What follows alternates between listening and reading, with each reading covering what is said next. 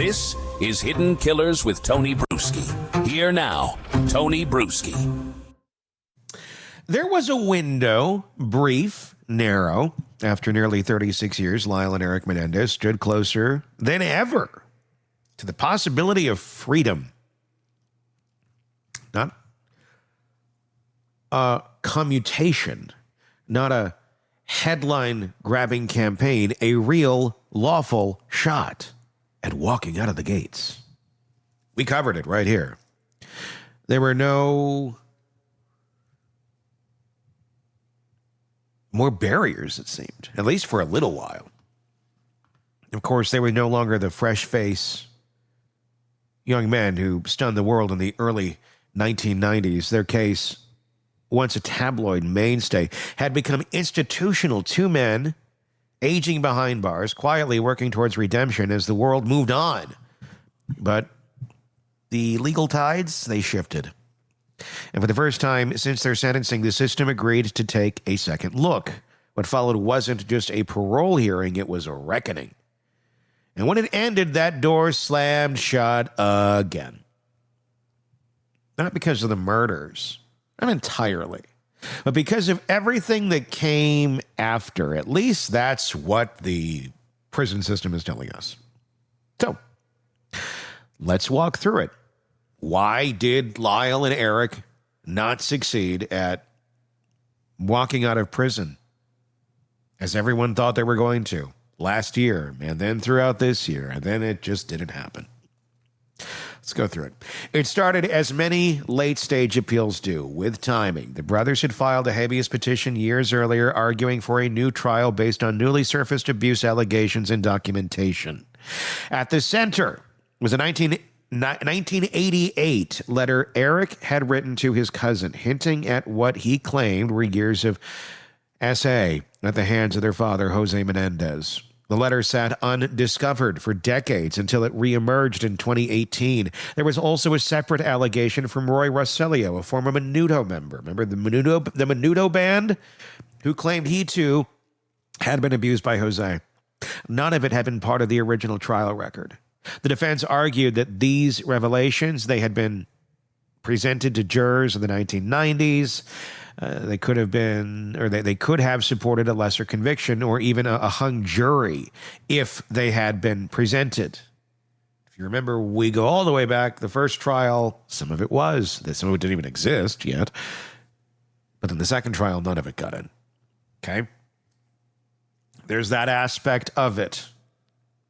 We're not here to relitigate the whole thing and re-explain the whole thing. We're here to explain why they didn't get parole this time.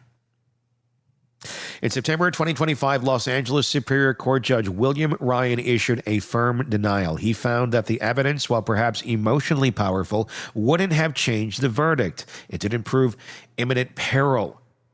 That's a key legal standard in imperfect self-defense or crimes of passion. Abuse alone doesn't reduce murder to manslaughter, not unless there's a clear and present threat of death or serious harm at the time of the act.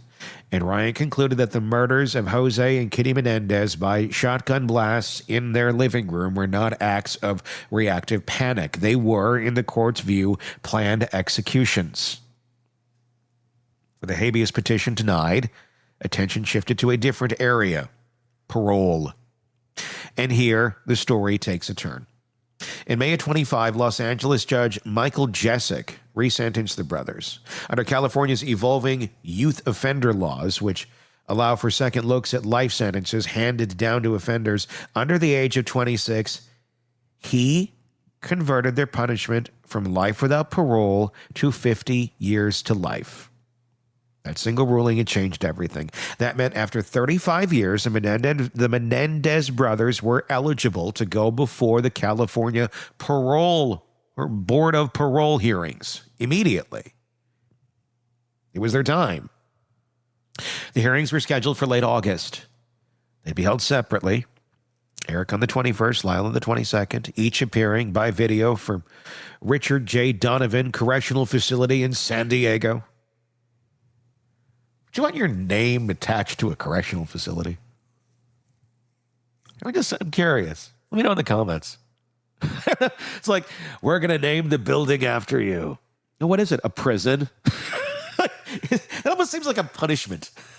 I don't know. I don't know. Although I guess if you're like the warden there forever, maybe that's, it's all about perspective. At a glance, they seemed like strong candidates. Both had clean records in recent years. Both had pursued higher education, participated in programming, even mentored younger inmates. Erik had completed multiple degrees. Lyle had remained married for over 2 decades to a woman he met through prison correspondence. Their institutional files included positive evaluations from staff and evidence of remorse. But that wasn't the whole story. The parole board saw something else. Let's start with Erik. His hearing lasted over 10 hours. Extraordinary by parole standards. He spoke at length about his childhood, his fears, his decisions. He took the panel through the lead up to the murders, his mental state at the time, and how he'd tried to make sense of what happened over the years. He admitted that he'd failed to report the abuse before the murders, that he lied repeatedly after, that he went shopping, spent lavishly, helped dispose of evidence. He described all of it as shameful, and yet the board pushed harder. Not on what he did back then, but on what he'd done since. Because despite the clean stretch in recent years, Erik's disciplinary history inside prison was long. Over the decades, he'd racked up more than a dozen rule violations. Some were relatively minor, unauthorized tobacco, for example. Others were more serious. Contraband, cell phones, unauthorized communications. At one point, his visiting privileges were suspended after what the board described as inappropriate contact with a visitor more than once.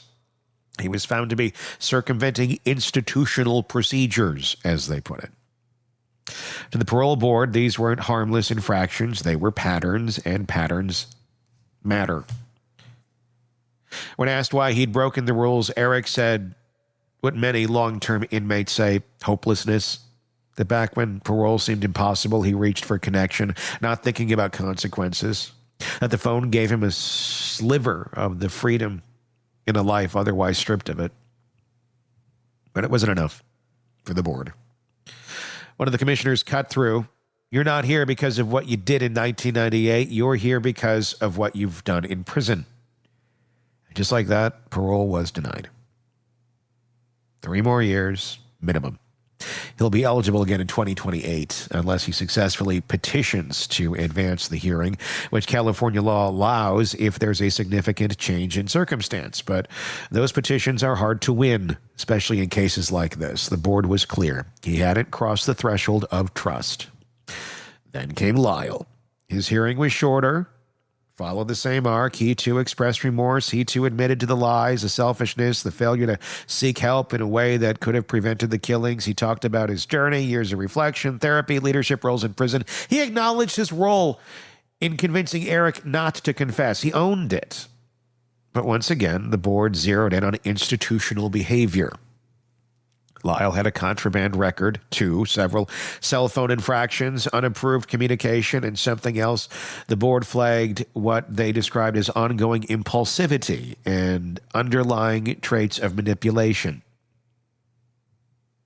It wasn't that he hadn't grown, it was that the growth hadn't yet outweighed the lingering signs of risk. The commissioners concluded that Lyle, like his brother, still presented a danger. Not in the sense that he would reoffend violently, necessarily, but that he hadn't met the full burden of transformation. He, too, was denied. I'm not here to say right or wrong. I'm just telling you what happened. Both men had walked through the door, and both had it shut behind them. And here's where we pause, because this was the part most people misunderstand. Parole is not about whether someone deserves to be free.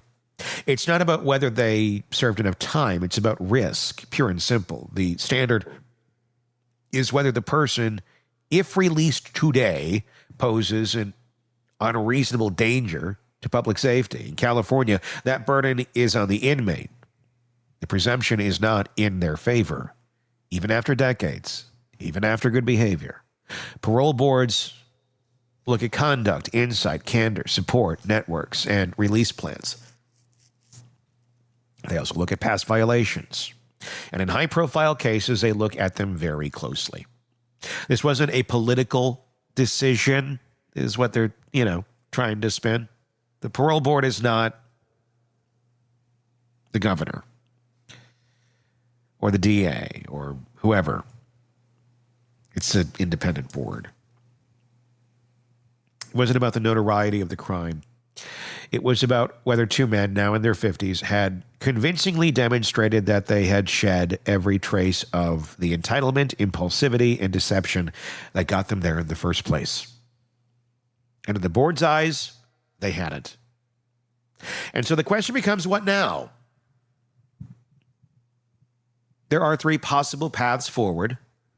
The first is the standard one: wait the 3 years, come back in 2028 and try again, build a stronger case, avoid any violations, solidify support networks, demonstrate a deeper level of reflecting and planning.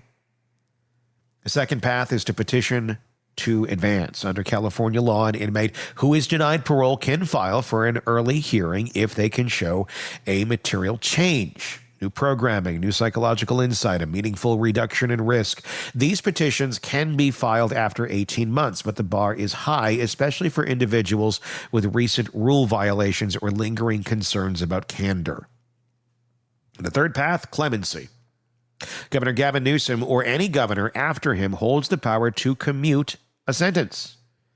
That means shortening it, altering it, or even making parole possible sooner. Back in 2024, the Menendez brothers had filed a clemency petition.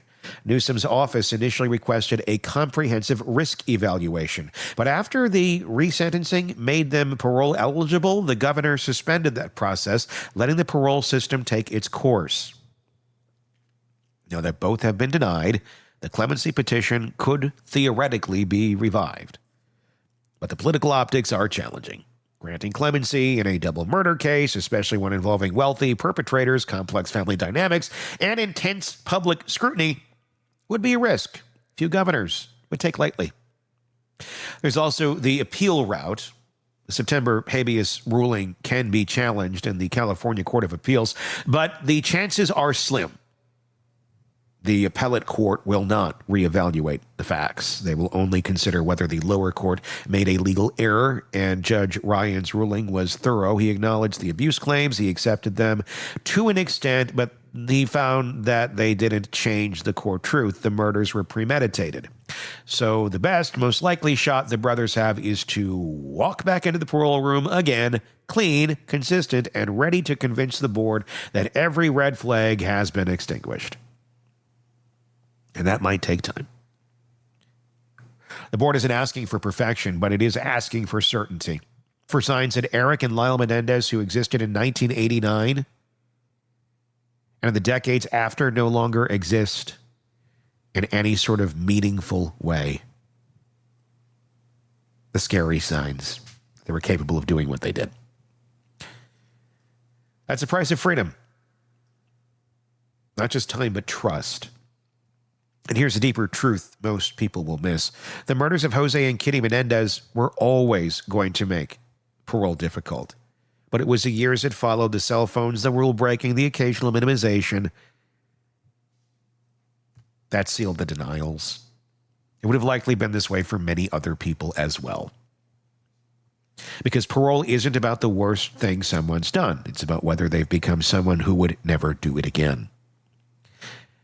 That's what failed in 2025. Not their argument, not their remorse, their proof.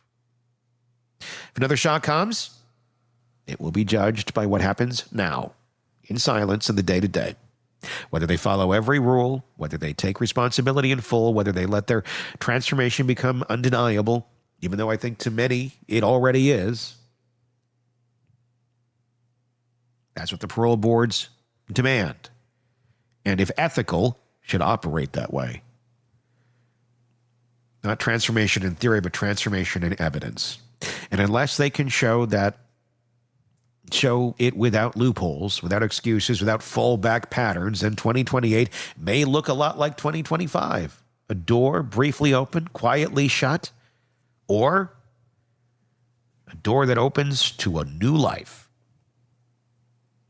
The system will go on either way. Give me your thoughts in the comments section on YouTube.